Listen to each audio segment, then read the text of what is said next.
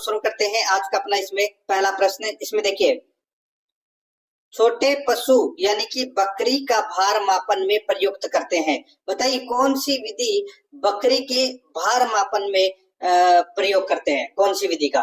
तो दोस्तों इसका राइट आंसर हो जाएगा इसमें, वो है स्प्रिंग बैलेंस विधि। दोस्तों स्प्रिंग बैलेंस विधि का प्रयोग करते हैं बकरी के भार मापन के लिए। तो यहाँ पर अपना इसमें ए नंबर का ऑप्शन बिल्कुल सही उत्तर हो जाएगा, ये आपको इसमें याद रखना है। और ये देखिए प्लेटफॉर्म विधि, इसमें क्या होता है कि इसमें बड़े पशु के भार मापन के लिए इस विधि का प्रयोग करते हैं, प्लेटफॉर्म बोइंग मशीन का प्रयोग करते हैं। ठीक है, तो यहाँ पर अपना इसमें राइट आंसर छोटे पशु का पूछा है, तो ए नंबर ऑप्शन सही उत्तर। आगे देखिए सेकंड नंबर का प्रश्न है, खीस के बारे में निम्न में से कौन सा तथ्य सही नहीं है? खीस के बारे में कौन सा तथ्य सही नहीं है वो अपने को दोस्तों यहाँ पे बताना है। देखिए खीस गाढ़ा पीलापन लिए हुए लसलसा तरल पदार्थ होता है, बिल्कुल सही बात है। इसमें पीला रंग कैरोटीन की अधिक मात्रा के कारण होता है, तो ये भी बिल्कुल सही है।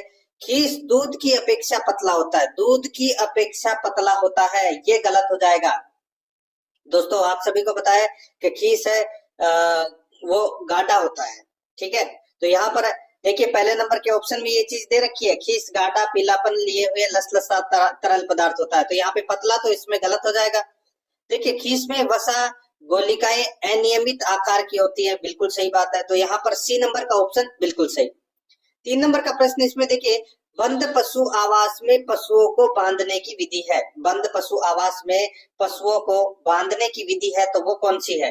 तो वो है दोस्तों बताइए, तो वो है दोस्तों मुंह से मुंह विधि और पूंछ से पूंछ विधि, ये पशुओं को बांधने की विधि है। दोस्तों इसका राइट आंसर हो जाएगा सी नंबर का ऑप्शन बिल्कुल सही उत्तर इसमें हो जाएगा, याद रखना। ठीक है, आगे देखिए यहाँ पे 4 नंबर का प्रश्न है, दूध या क्रीम में वसा के प्रतिशत को वांछित मानक तक बढ़ाने या घटाने की प्रक्रिया को क्या कहा जाता है? दूध या क्रीम में वसा के प्रतिशत को वांछित मानक तक बढ़ाने या घटाने की प्रक्रिया को क्या कहा जाता है? तो दोस्तों इसका राइट आंसर हो जाएगा, बताइए, तो उसको बोलते हैं दोस्तों मानकीकरण। क्या बोलते हैं? मानकीकरण। सी नंबर का ऑप्शन बिल्कुल सही उत्तर हो जाएगा, याद रखना। नेक्स्ट आगे देखिए यहाँ पे 5 नंबर का प्रश्न है, भेड़ की कौन सी नस्ल केंद्रीय भेड़ एवं ऊन अनुसंधान संस्थान मालपुरा टोंक राजस्थान द्वारा विकसित की गई है? बताइए कौन सी नस्ल है वो केंद्रीय भेड़ एवं ऊन अनुसंधान संस्थान मालपुरा टोंक के द्वारा विकसित की गई है? तो दोस्तों उसका नाम है कौन सा? तो वो है अविकालीन। कौन सा नाम क्या है? अविकालीन। अविकालीन दोस्तों ये भेड़ की नस्ल है, ये विकसित की गई है। यहाँ पर अपना इसमें ए नंबर का ऑप्शन बिल्कुल सही उत्तर हो जाएगा, याद रखना। आगे देखिए यहाँ पे 6 नंबर का प्रश्न है, निम्न में से कौन सा राष्ट्रीय उद्यान भारत में लगभग विलुप्त एशियाई शेरों का एकमात्र निवास स्थान है? निम्नलिखित में से कौन सा राष्ट्रीय उद्यान भारत में लगभग विलुप्त एशियाई शेरों का एकमात्र निवास स्थान है? तो इसका राइट आंसर क्या हो जाएगा? वो है दोस्तों इसमें कौन सा? तो वो है गिर राष्ट्रीय उद्यान। गिर राष्ट्रीय उद्यान कहाँ पर है? गुजरात में। तो यहाँ पर ए नंबर का ऑप्शन बिल्कुल सही। नेक्स्ट है आगे देखिए दोस्तों, यहाँ पे दंत सूत्र में लिखे गए देखिए ये मित्रों नहीं है, ठीक है, दंत सूत्र में दोस्तों लिखे गए चित्रों के अंश दर्शाते हैं। तो दोस्तों इसका राइट आंसर क्या हो जाएगा, बताइए। अच्छा प्रश्न है दोस्तों ये। तो यहाँ पर इसका राइट आंसर हो जाएगा दोस्तों, वो है दंत सूत्र में लिखे गए अंश को दर्शाते हैं। इसका सही उत्तर हो जाएगा दोस्तों इसमें, वो है ऊपरी जबड़े के दांत। ऊपरी जबड़े के दांत, तो इसमें राइट आंसर हो जाएगा बी नंबर ऑप्शन बिल्कुल सही। नेक्स्ट आगे देखिए 8 नंबर का प्रश्न है, निम्नलिखित में से कौन मुर्गी की भारतीय नस्ल है? मुर्गी की भारतीय नस्ल कौन सी है? तो राइट आंसर हो जाएगा, देखिए व्हाइट लेगहॉर्न नहीं है, ऑस्ट्रेलोप नहीं है, और प्लाईमाउथ रॉक ये भी नहीं है। तो यहाँ पर बुसरा है, बुसरा है वो दोस्तों भारतीय नस्ल है। राइट आंसर हो जाएगा यहाँ पे डी नंबर का ऑप्शन बिल्कुल सही। और कौन कौन सी भारतीय नस्ल है मुर्गी की?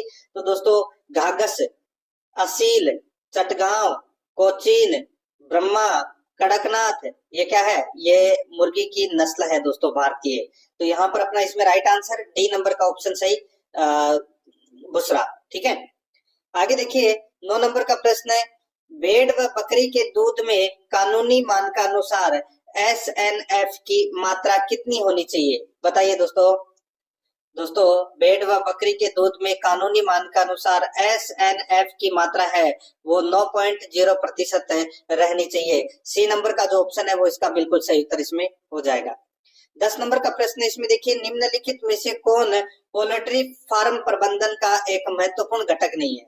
निम्नलिखित में से कौन पोल्ट्री फार्म प्रबंधन का एक महत्वपूर्ण घटक नहीं है? दोस्तों इसका जो राइट आंसर हो जाएगा, बताइए कौन सा नहीं है? तो वो है दोस्तों इसमें देखिए गंदगी फैलाना। गंदगी फैलाना ये पोल्ट्री फार्म प्रबंधन का एक महत्वपूर्ण घटक है, वो नहीं है। बाकी रोग मुक्त नस्ल, उचित भोजन, सुरक्षित फार्म स्थितियां, ये तीनों है। तो यहाँ पर अपना इसमें right answer C number option बिल्कुल सही। आगे देखिए यहाँ पे 11 नंबर का प्रश्न है, वे रोग जो अचानक तेजी से आते हैं और थोड़ी देर बाद समाप्त हो जाते हैं कहलाते हैं। तो वो क्या कहलाते हैं? दोस्तों उसे बोलते हैं उग्र रोग। क्या बोलते हैं? उग्र रोग। तो यहाँ पर इसमें राइट आंसर हो जाएगा बी नंबर ऑप्शन बिल्कुल सही। और उदाहरण की मैं बात करूं तो दोस्तों गलघोटू और लंगड़ी रोग ये उग्र रोग की श्रेणी में आते हैं। तो यहाँ पर बी नंबर ऑप्शन सही। आगे देखिए, वह प्रक्रिया जिसके द्वारा जैविक कचरे को नष्ट करने के लिए कीड़ों का उपयोग किया जाता है। वह प्रक्रिया जिसके द्वारा जैविक कचरे को नष्ट करने के लिए कीड़ों का उपयोग किया जाता है। तो दोस्तों इसका राइट आंसर हो जाएगा, उसे बोलते हैं वर्मी कंपोस्टिंग। क्या बोलते हैं? Vermi composting. तो यहाँ पर अपना इसमें सी नंबर का ऑप्शन बिल्कुल सही उत्तर हो जाएगा, याद रखना। नेक्स्ट आगे देखिए, यहाँ पे 13 नंबर का प्रश्न है, दूध लैक्टोज के अम्ल में परिवर्तन होने से खट्टा बन जाता है। दूध लैक्टोज के कौन से अम्ल में परिवर्तित होने से खट्टा बन जाता है? इसका जो राइट आंसर हो जाएगा वो है इसमें कौन सा? बताइए। तो दोस्तों वो है इसमें देखिए, दूध लैक्टोज के अम्ल में परिवर्तित होने से खट्टा बन जाता है। तो दोस्तों राइट आंसर हो जाएगा वो है इसमें लैक्टिक अम्ल। यहाँ पर बी नंबर का जो ऑप्शन है वो इसका बिल्कुल सही उत्तर हो जाएगा, लैक्टिक अम्ल। ठीक है, याद रखना। दही में लैक्टिक अम्ल पाया जाता है और सेव में मौलिक अम्ल, चने की पत्ती में भी दोस्तों मौलिक अम्ल पाया जाता है और सिरका में एसिटिक अम्ल, और यहाँ पे लैक्टिक अम्ल आएगा दोस्तों इसमें। बी नंबर ऑप्शन बिल्कुल सही। आगे देखिए, यहाँ पे जर्सी गाय के दूध में वसा एवं प्रोटीन का प्रतिशत क्रमशः कितना होता है? बताइए, जर्सी गाय के दूध में वसा एवं प्रोटीन का प्रतिशत कितना होता है? तो दोस्तों यहाँ पे मैं बात कर रहा हूँ जर्सी गाय की। ठीक है, तो जर्सी गाय में दोस्तों वसा तो होती है 5.5 और प्रोटीन होता है दोस्तों इसमें 3.9%। तो यहाँ पर अपना इसमें राइट आंसर बी नंबर का ऑप्शन बिल्कुल सही उत्तर हो जाएगा। आगे देखिए 15 नंबर का प्रश्न है, दूध के निम्न उत्पादों में से किसमें सर्वाधिक वसा पाई जाती है? तो किसमें सर्वाधिक वसा पाई जाती है? इसका राइट आंसर हो जाएगा दोस्तों इसमें देखिए घी में दोस्तों ये वसा पाई जाती है। ए नंबर का जो ऑप्शन है वो इसका बिल्कुल सही उत्तर हो जाएगा, घी में वसा पाई जाती है। आगे देखिए 16 नंबर का प्रश्न है, लंपी त्वचा रोग का कारक है। लंपी त्वचा रोग का कारक क्या है? दोस्तों ये विषाणु जनित रोग है। राइट आंसर हो जाएगा विषाणु जनित रोग है। तो यहाँ पर सी नंबर का ऑप्शन बिल्कुल सही, विषाणु जनित रोग है। नेक्स्ट आगे देखिए, यहाँ पे 17 नंबर का प्रश्न, मुर्गी आवास पद्धति की पिंजरा प्रणाली में प्रचलित किस्मों के प्रकार हैं। बताइए पिंजरा प्रणाली कितने किस्म की होती है? तो दोस्तों ये 4 किस्म की होती है। यहाँ पर सी नंबर का ऑप्शन राइट आंसर हो जाएगा। क्या क्या नाम है? तो फ्लैट डेक, टेयर स्टेप, डबल डेक और ट्रिपल डेक, ये 4 किस्में हैं दोस्तों पिंजरों की। तो यहाँ पर अपना इसमें सी नंबर का ऑप्शन बिल्कुल सही। आगे देखिए 18 नंबर का प्रश्न है, भैंस का दूध किसका अच्छा स्रोत है? भैंस का दूध किसका अच्छा स्रोत है? इसका जो राइट आंसर हो जाएगा वो है दोस्तों ये कैल्शियम और फास्फोरस का अच्छा स्रोत है। दोस्तों कैल्शियम और फास्फोरस का अच्छा स्रोत है भैंस का दूध। यहाँ पर डी नंबर का ऑप्शन बिल्कुल सही उत्तर हो जाएगा। आगे देखिए 19 नंबर का प्रश्न है, दूध में वसा में गिल्सरोल व वसीय अम्लों का अनुपात होता है। दूध में वसा में गिल्सरोल व वसीय अम्लों का अनुपात होता है। इसका जो राइट आंसर हो जाएगा वो है दोस्तों कितना होता है? तो 1:3 होता है दोस्तों, 1:3। तो यहाँ पर ए नंबर का ऑप्शन बिल्कुल सही, 1:3। 20 नंबर का प्रश्न है, इसमें देखिए भोजन के पाचन की प्रक्रिया के दौरान होने वाले ऊर्जा परिवर्तन के प्रकार को बताइए। भोजन के पाचन की प्रक्रिया के दौरान होने वाले ऊर्जा परिवर्तन के प्रकार को बताए हैं। तो दोस्तों इसका राइट आंसर हो जाएगा वो है इसमें रासायनिक ऊर्जा से उष्मा ऊर्जा, रासायनिक ऊर्जा से उष्मा ऊर्जा। यहाँ पर ए नंबर का ऑप्शन बिल्कुल सही उत्तर हो जाएगा। 21 नंबर का प्रश्न इसमें देखिए, निम्नलिखित में से किस रिजर्व क्षेत्र ने संरक्षण के उद्देश्य से प्रोजेक्ट रेड पांडा शुरू किया है? निम्नलिखित में से किस रिजर्व क्षेत्र ने संरक्षण के उद्देश्य से प्रोजेक्ट रेड पांडा शुरू किया है? इसका जो राइट आंसर हो जाएगा वो है दोस्तों इसमें कौन सा, बताइए। रेड पांडा ये शुरू किया है दोस्तों Padmaja Naidu Himalayan zoological park है। इसमें दोस्तों ये रिजर्व क्षेत्र ने संरक्षण के उद्देश्य से प्रोजेक्ट रेड पांडा शुरू किया है। यहाँ पर बी नंबर का जो ऑप्शन है वो इसका राइट आंसर हो जाएगा। कहाँ पर है ये दोस्तों? ये दार्जिलिंग पश्चिम बंगाल में है ये, ठीक है। राइट आंसर हो जाएगा बी नंबर ऑप्शन सही। नेक्स्ट आगे देखिए 22 नंबर का प्रश्न है, नवजात पशु की नाभि में सूजन एवं मवाद किस रोग का लक्षण है? नवजात पशु में नाभि में सूजन एवं मवाद किस रोग का लक्षण है? तो दोस्तों इसका राइट आंसर हो जाएगा वो है इसमें, बताइए। तो दोस्तों इसका जो राइट आंसर हो जाएगा वो है इसमें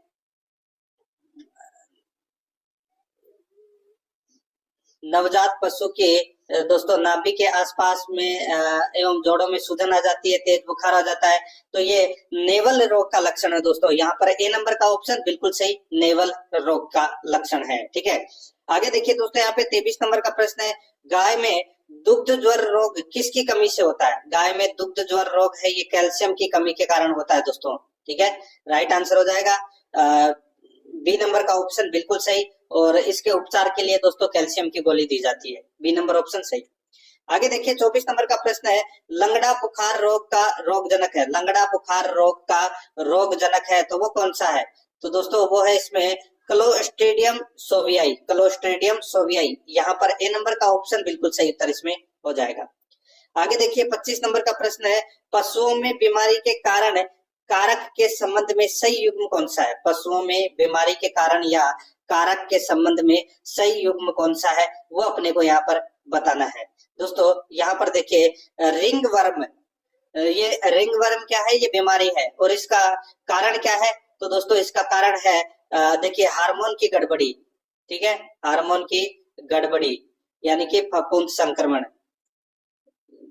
इसका दोस्तों ये हार्मोन की गड़बड़ी इसमें गलत दे रखा है, यहाँ पे फफूंद के संक्रमण से ये रिंगवर्म बीमारी है वो होती है, ठीक है। तो ये अपना पहला गलत हो जाएगा।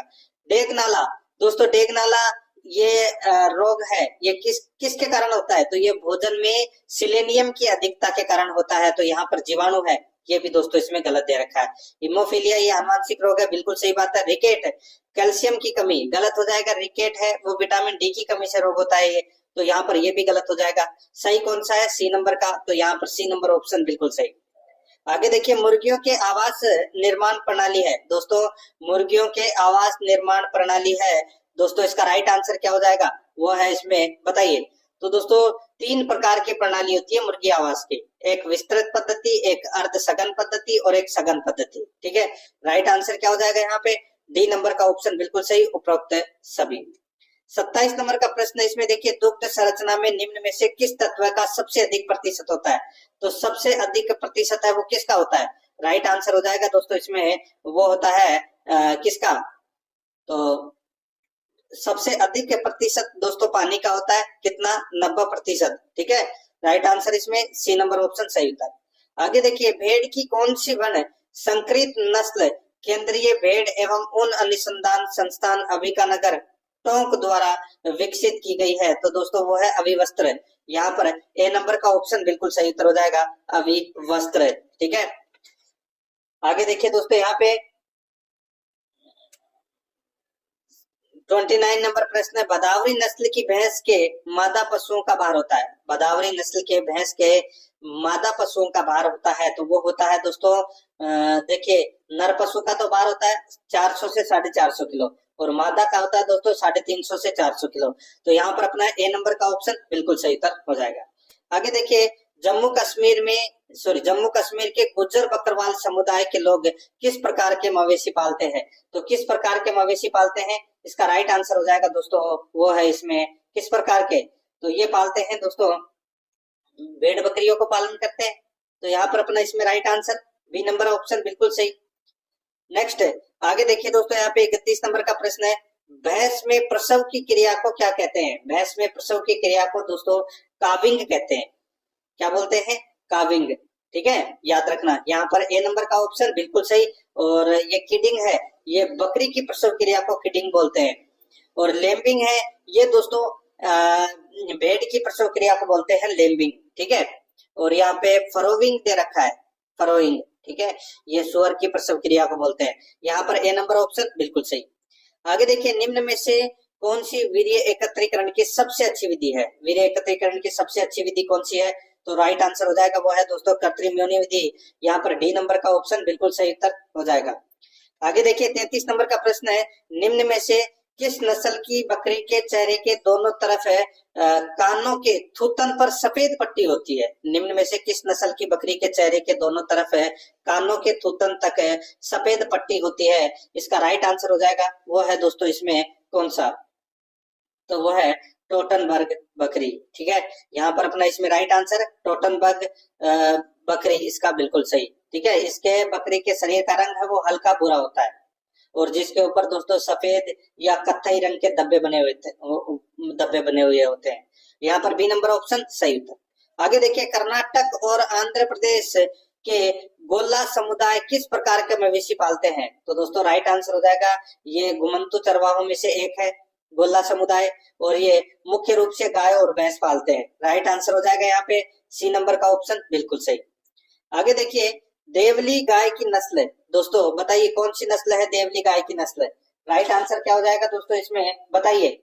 तो ये दोस्तों द्विकाजी नस्ल है, द्विकाजी नस्ल है। तो यहाँ पर द्विकाजी नस्ल है, तो यहाँ पर इसमें राइट आंसर क्या हो जाएगा? वो है इसमें ए नंबर का जो ऑप्शन है वो इसका बिल्कुल सही, द्विकाजी नस्ल है। नेक्स्ट आगे देखिए, यहाँ पे अपराधी जनजाति अधिनियम किस वर्ष लागू किया गया था? आपराधिक जनजाति अधिनियम कब लागू किया गया था? राइट आंसर हो जाएगा दोस्तों ये 1871 में लागू किया गया था। ए नंबर का ऑप्शन बिल्कुल सही। आगे देखिए, विभिन्न स्तरों पर भोजन पाचित रस तथा अपशिष्ट की गति को कौन नियंत्रित करता है?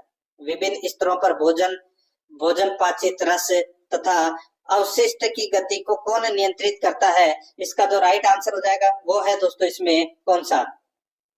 इसका सही उत्तर हो जाएगा वो है दोस्तों सवर्णी पेशियां। तो यहाँ पर अपना इसमें राइट आंसर क्या हो जाएगा दोस्तों सी नंबर का जो ऑप्शन है वो इसका बिल्कुल सही उत्तर इसमें हो जाएगा, याद रखना सवर्णी पेशियां। आगे देखिए, यहाँ पे 38 नंबर का प्रश्न है, मासाई चरवाहों पर औपनिवेशिक शासन का क्या असर पड़ा? मासाई चरवाहों पर औपनिवेशिक शासन का क्या असर पड़ा? तो दोस्तों इसका जो राइट आंसर हो जाएगा वो है दोस्तों इसमें उनकी परंपरागत सत्ता कमजोर हो गई, उनकी परंपरागत सत्ता कमजोर हो गई। यहाँ पर बी नंबर ऑप्शन बिल्कुल सही। आगे देखिए, मेड काउ नामक रोग किससे होता है? मेड काउ नामक रोग किससे होता है? इसका जो राइट आंसर हो जाएगा ये रोग है वो प्रियोन से होता है। किससे होता है? प्रियोन से। यहाँ पर डी नंबर का ऑप्शन बिल्कुल सही उत्तर हो जाएगा, प्रियोन से। नेक्स्ट आगे देखिए, 40 नंबर का प्रश्न है, कोंकणी किसान धंगर चरवाहों का स्वागत क्यों करते थे? कोंकणी किसान धंगर चरवाहों का स्वागत क्यों करते थे? तो दोस्तों वो है क्योंकि धंगर उनके खेतों को उपजाऊ बनाते हैं। तो यहाँ पर अपना इसमें बी नंबर का ऑप्शन बिल्कुल सही उत्तर इसमें हो जाएगा। ठीक है, याद रखना आपको। तो दोस्तों इसी के साथ मैंने आपको ये पशुपालन से संबंधित प्रश्नों का मॉडल पेपर नंबर 17 है वो कंप्लीट करवा दिया है और नवीनतम पाठ्यक्रम के अनुसार ये मॉडल पेपर है। पिछले मॉडल पेपर अगर नहीं देखे हैं तो वो जरूर देखें।